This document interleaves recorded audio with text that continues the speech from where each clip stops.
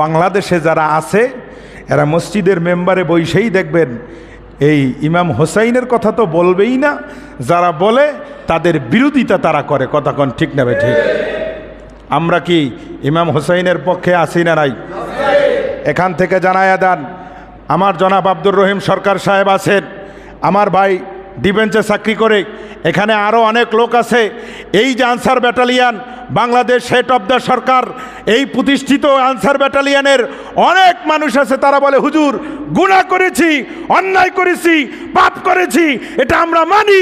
শুধু একটাই জিনিস আমাদের অন্তরের মধ্যে আছে, দুনিয়ার সব দিয়ে জান্নাত না হলেও ইমাম হোসাইন দিয়ে জান্নাত মিলে যায়, জান্নাত মিলে যায়, জান্নাত মিলে যায়। সেই হোসাইনের পক্ষে আমরা থাকতে চাই কি চাই না? কারা কারা চাই আল্লাহকে হাত তুলে দেখান। নারাই তাকবীর, নারাই রিসালাত। আল্লাহ কবুল করুক বলি আমিন। দেখেন নবীজি আপনার আমার জন্য কি না করেছে। গভীর মনোযোগ রে আব্বাং, একটু নরমের দিকে আসি। দুরূদ শরীফ পড়েন, আল্লাহ সাল্লি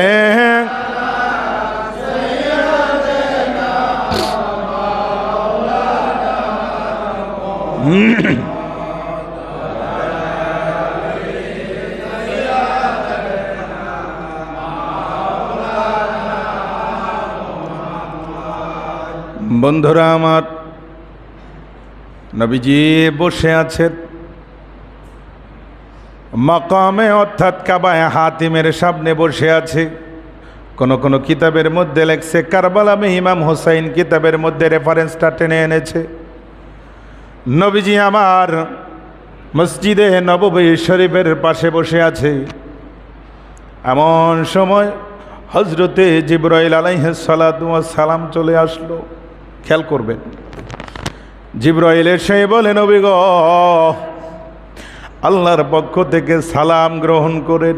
ও জিবরাইল, খবর কিরে জিবরাইল? হুজুর এই মুহূর্তে আল্লাহ একটা সংবাদ পাঠাইছে। বলে কিরে সংবাদ পাঠাইছে? হুজুর আপনার ডান উরু মুবারকের মধ্যে একটা সন্তান, বাম উরু মুবারকের মধ্যে একটা সন্তান। নবী গো,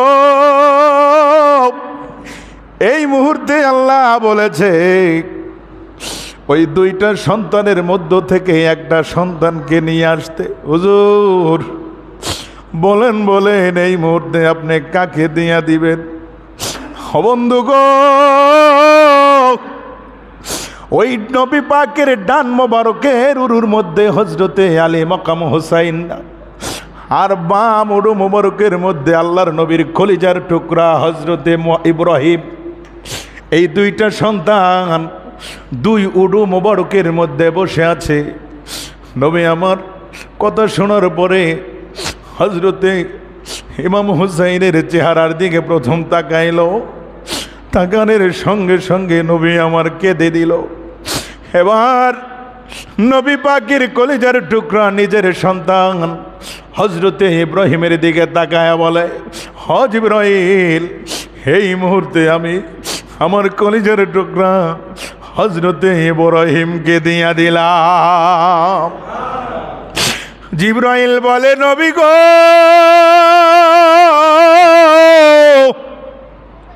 ইয়া রাসূলুল্লাহ, দুনিয়ায় কত মানুষ দেখেছি, আল্লাহু আকবার, কোনো দিন কোনো মানুষ নাতিকে রাইখা সন্তান ছাইরা দেয় না, নাতিকে রাইখা সন্তানকে আল্লাহর রাস্তায় দিয়া দেয় না। নজিরবিহীন ঘটনা নবী গো আপনি দেখাইলেন। ইয়া রাসূলুল্লাহ, ইয়া হাবিবাল্লাহ, ব্যাপার কি? আপনি হোসাইনকে রাইখা দিলেন আর আপনার কলিজার টুকরা হযরতে ইব্রাহিমকে দিয়া দিলেন। বন্ধুরা রে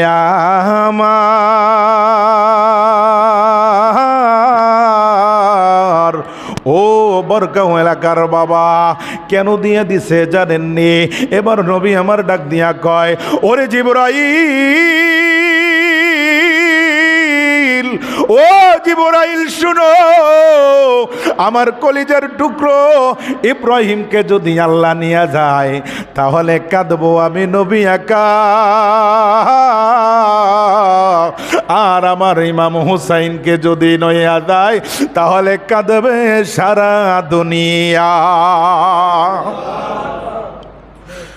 জিবরাইল বলে নবী গো, তাই বলে নিজের সন্তানকে আপনি দিয়া দিলেন? নবী আমার ডাক দিয়া কয়ে, জিবরাইল, ও জিবরাইল শোনো, আমার ইমাম হুসাইনকে তুমি এখনো চিনতে পারো নাই রে জিবরাইল। সঙ্গে সঙ্গে ইমাম হুসাইনকে নবী পাক কোলের মধ্যে লইয়া সব করে এই গলার মধ্যে আব্বা একটা চুমা লাগায়া দিছে। জিবরাইল বলে, নবী গো, ও নবীজি, আপনি চুমু দিলেন কারণ কি? নবী আমার ডাক দিয়া কয়ে, জিবরাইল, এমন একটা সময় আসবে রে, এমন একটা সময় আসবে যেই সময় আমি থাকবো না, আমার মেয়ে ফাতেমা থাকবে না, মুসলিম বিন আকিলের মতো এত বড় প্রধান নেতা থাকবে না, মুসলিম বিন আকিলের দুইটা সন্তানও থাকবে না, জয়নব থাকবে না, কাসেম থাকবে না, সকিনা থাকবে না, নাই রে নাই, ইমাম আলী মকাম হুসাইনের বংশের কেউ নাই, শুধু একজন থাকবে রে, ওইটা হইল আমার জয়নাল আবদিন। আরো জোরে বলেন আল্লাহু আকবার। শুধু আমার জয়নাল আবদিন থাকবি, আর কেউ থাকবে না। ও জিবরাইল, ওই দিন আমার ইমাম হোসাইন তার গলার মধ্যে সীমাল এমন ভাবে ঘষে ছুরি চালাইয়া দিব গো, ওই ছুরির আঘাত খাইয়া আমার হোসাইন যখন নানা নানা বলে চিৎকার দিবে, আমি ইমাম হুসাইনের চিৎকারে মদিনার রওজা থেকে এই কারবালার ময়দানে চলে আসব।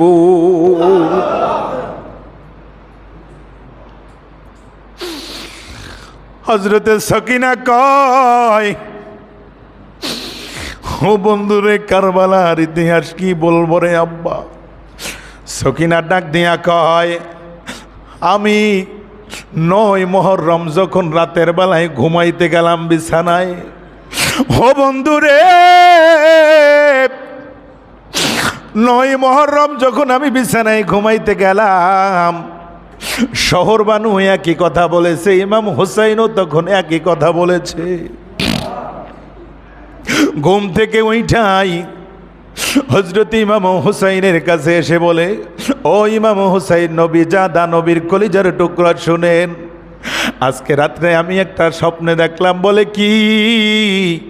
বলে স্বপ্নে দেখলাম রে, কারবালার ময়দানে এমন একজন সুন্দর মহিলা, ওই মহিলা আয়েশা নিজের মাথার চুল দিয়া কারবালার ময়দান ঝাড়ু দিতাছে। আমি জিজ্ঞাসা করলাম, কেউ আপনার পরিচয়টা কি? এই কারবালার ময়দান আপনি কেন ঝাড়ু দিতেছেন? এবার ডাক দিয়া কয়, ও শহর বানুরে, আগামী কালকে দিনের বেলায় আমার কলিজার টুকরা ইমাম হোসাইনকে এই কারবালার ময়দানে শোয়ায়া নির্মমভাবে তার গলা কেটে শহীদ করে দেওয়া হবে গো। আমি কইলাম, ইমাম হোসাইনের মা জগৎ বিখ্যাত হযরতে ফাতেমা।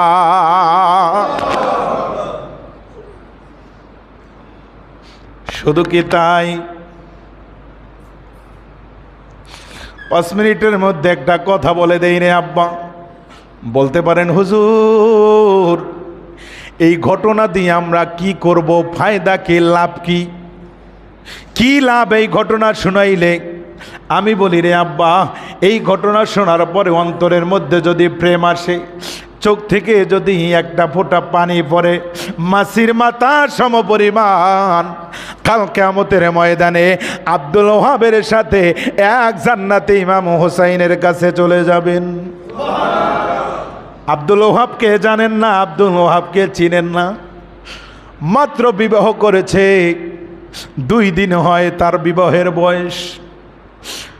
ও যুবকরি, ভালো করে শুনিয়া নিবের যুবক, নবীর আহলে বায়তের সাথে থাকলে, নবীর আহলে বায়তের প্রেমে যদি ঝাঁপ দিতে পারো, অন্তরটা সোনায় সোহাগা হয়ে যাবে। জীবনে কি করছো আর না করছো, ও বন্ধুরে, নবীজাদার প্রেমের কারণে তোমাকে আল্লাহ সুবহানাহু ওয়া তাআলা মাফ কইরা দুনিয়া এবং আখিরাত উভয় জগতের জন্য কামিয়াবির সোপান দান করবে। আব্দুল ওহাব মাত্র বিবাহ করেছে, এমন সময়ে জাবালা পাহাড় দিয়া, জাবালা নূর পাহাড় আছে না নাই? কি আছে না? আছে।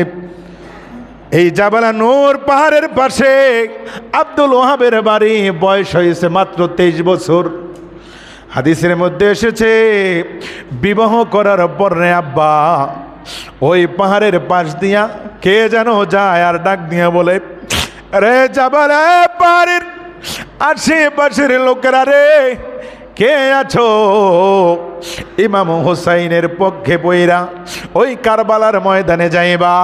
ইমাম হুসাইন কারবালার ময়দানে ইমাম হুসাইন শাহাদাত বরণ করতে চলেছে। ইমাম হুসাইনের পক্ষ নিয়ে কারা যাবা যুদ্ধ করার জন্য। ও বন্ধুরে, 22 থেকে 23 বছরের যুবক সন্তান সঙ্গে সঙ্গে মা দৌড়াইয়া যাইয়া আব্দুল ওহাবের দরজার সামনে যাইয়া নক করলো। ডাক দিয়া বলে, আব্দুল ওহাব, ও বাবা ওহাব রে, দরজাটা খইলা দে। বলে, মা কেন, কি হয়েছে বাবা? কিছু কথা আছে, দরজাটা খইলা দে। আমি সংক্ষেপে বলতেছি, আব্বার সময় খুব কম। এ বন্ধুরে, আব্দুল ওহাবের মা যখন আব্দুল ওহাবকে ডাক দিছে, দরজাটা খইলা বলে, মাগো কি হয়েছে? বলে, আব্দুল ওহাব, এই জাবালা পাহাড়ের পাশ দিয়ে একদল লোক হাঁটতে হাঁটতে গেল আর নবী পাকের আওলাদের কথা বলল। ইমাম হুসাইন নাকি বিপদে পড়েছে। ইমাম হুসাইনের পক্ষ নিয়ে বাবা জান্নাতে যাবিনি, জান্নাতে যাওয়ার জন্য একটা সুবর্ণ সুযোগ এসেছে। আব্দুল ওহাব আর দেরি করল না, সঙ্গে সঙ্গে যুদ্ধের পোশাক লাগায়া নতুন বিবির কাছ থেকে বিদায় নিতে চায়। স্ত্রী গো, বিদায় দাও, আর হয়তো দেখা হবে না, আর তোমার আমার সাথে দেখা হবে ওই যে জান্নাতের বাগানে, যেই দিন আল্লাহ আমাকে শহীদি ওহাব বলে ঘোষণা দিবে। স্ত্রী ডাক দিয়া বলে, প্রাণের স্বামী গো, আমি আপনাকে বিদায় দিয়ে দিছি, যান মায়ের কাছে যান, মায়ের কাছ থেকে বিদায় নিয়ে যান। এবার আব্দুল ওহাব মায়ের পায়ের মধ্যে হাত লাগাইয়া কদম মুছি কইরা কয়, মাগো ও মা, তোর আব্দুল ওহাবকে বিদায় দিয়া দে মা, হয়তো আর দেখা হবে না, দেখা হবে জান্নাতে, বিদায় দে রে মা। আব্দুল ওহাবের বাপ আব্দুল ওহাবের মাথার মধ্যে হাত দিয়া দোয়া করে আর বলে, রে আব্দুল ওহাব, বিদায় দিলাম রে, বিদায় দিলাম। নবী আহলে বায়তের জন্য যুদ্ধ করবি। মা এই দোয়া করে নাই, যুদ্ধ কইরা ফিরিয়ায়, এই দোয়া করে নাই। আব্দুল ওহাবের মা দোয়া করে দিছে, আল্লাহ গো, আমার আব্দুল ওহাবকে তুমি শহীদের মর্যাদা দিয়ে দিও। আব্দুল ওহাব চলে গেল, ঘোড়াটা ফিরাইয়া কারবালার ময়দানের দিকে আব্দুল ওহাব দৌড়ায়। পিছন থেকে নববধূ ডাক দিয়া কয়, স্বামী গো, একটা বার তাকায়া যদি আমাকে দেখতেন, আপনার চেহারাটা আমি সুন্দর করে ক্যাচ করে রাখতাম, আমার অন্তরের মধ্যে গাইতে রাখতাম, কারণ মাত্র একটা রাত আপনার সাথে বাসর হয়েছে, দ্বিতীয় রাত পূর্ণতায় যেতে পারে নাই। ও প্রাণের স্বামী গো, আর একটি বার ফিরিয়া তাকান। আব্দুল ওহাব ডাক দিয়া কয়, নারী বিবি না, আর ফিরিয়া তাকাবো না রে বিবি, অনেক দেরি হয়ে যাবে, চিন্তা করিও না, তোমার সাথে আমার দেখা হবে হাসরের ময়দানে। স্ত্রী ডাক দিয়া কই, বিবি ও প্রাণের স্বামী গো, হাসরের ময়দানে লক্ষ কোটি কোটি গুণ হুর গেলমান আপনার কাছে আসবে, আপনাকে স্বামী বলে তারা গ্রহণ করতে চাই।